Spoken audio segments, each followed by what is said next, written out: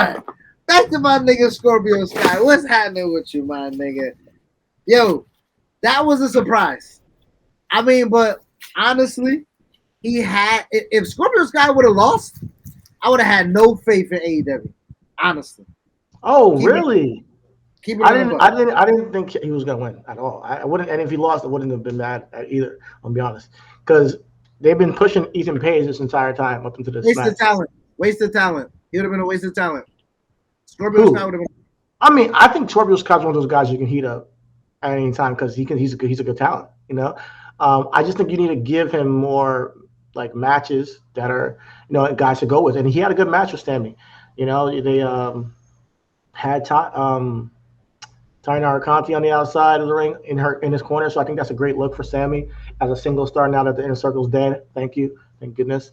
And Paige Van Zant ended up signing the contract with AEW on Taya Conti's ass, which was pretty cool. But more than anything, this is about Scorpio Sky's Book in Black and how he is going to take this title because the angle when I bring that up is because the angle seems to not be around surrounding him. It's surrounding the group of top team, or whatever it may be, Yep. America's top team. Yep. So my fear is that this is just a way to get the title on Wardlow without Sammy losing to Wardlow, so that's what I see this as. And Wardlow to become TNT champion next week.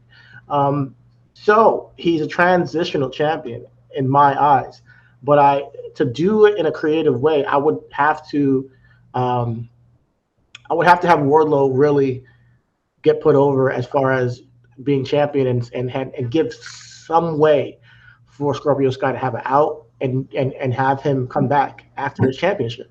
Because you don't want Scorpio Sky to just be a transitional champion where he hands the title to Wardlow and disappears again. Because that's going to look kind of funny to me. But shout out to Scorpio Sky. I'm really interested to see where this goes with Top Team, but he needs to be the forefront because he's the man with the title. So please put him up front. Ethan Page can talk and all, but he's not the guy with the title right now. Give that shine to Scorpio Sky and have him talk his shit. I mean, if we talk about what they should do, booking wise, I think what should happen, Ethan Page helps Scorpio Sky beat Wardlow. They have a little feud. They get rid of Wardlow, whatever the case may be. Wardlow then ascends to the World Championship because that's where he wants to be. Or MJF could cost him the title. One of the two. But the reason why I bring Ethan Page is because I want Scorpio Sky babyface turn. I want Ethan Page to turn on Scorpio Sky because he wants the championship, just like you said. Ethan Page turns on Scorpio Sky, and that become a feud. I will want to see Scorpio Sky versus Ethan Page for the TNT Championship, and then we can then do whatever we need to do after that. That's a great Book in Black. I think you said it. That's it. Like you killed it. Honestly, I'd like it. Because I think that what we need is to get him on the mic more behind, not with this group. Because if you're gonna do the America's Top Team and have them be with Ethan Page alone and have Scorpio Sky be the sole TNT champion, that's a better look to me. And then Wardlow can do his MJF thing, build up his main event thing. So he said that he's going for the main event title anyways. He said this is his town, the War Dog's town. So you might as well not be TNT champion like you were saying earlier. I thought that he's gonna beat Scorpio, but because that's what they've been pushing this guy so hard. How could he lose?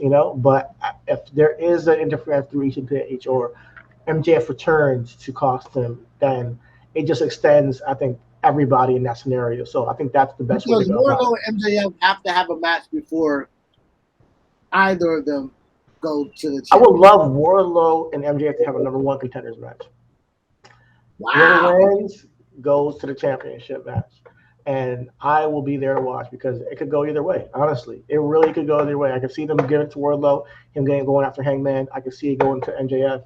Those guys seem like they have a lot of steam behind them right now in AEW. So I think that's the best way to go. Not to mention CM Punk is still there. So if he's still in the midst, he has a claim for the championship as well. I do not want to see CM Punk as champion. I don't mind it, to be honest with you. I don't mind it. I know you don't want to see it, but Yeah, I don't mind it. There's a way that you can give CM Punk the championship and help make somebody else. But I can see where you're coming from though. Like he doesn't need it, you know. Is CM Punk the new Bret Hart? Yeah, he keeps saying it. He keeps saying he's like he inspired by Bret, but he really is putting on really good matches and story with combined with the story that that's being told. And he doesn't need to be the old CM Punk. He doesn't need to be the best wrestler to do it. And I think that's very impressive. I think it's a skill that we shouldn't overlook. We talk about Brian Danielson because he actually is going out there giving a physical performance every single time. CM Punk's giving physical performance too, but in a way that is not as technically sound or might not be as pretty or like he's doing this violence thing. He's not. It's I think that CM Punk does it from a psychological place when he goes out there wrestling, and I appreciate it.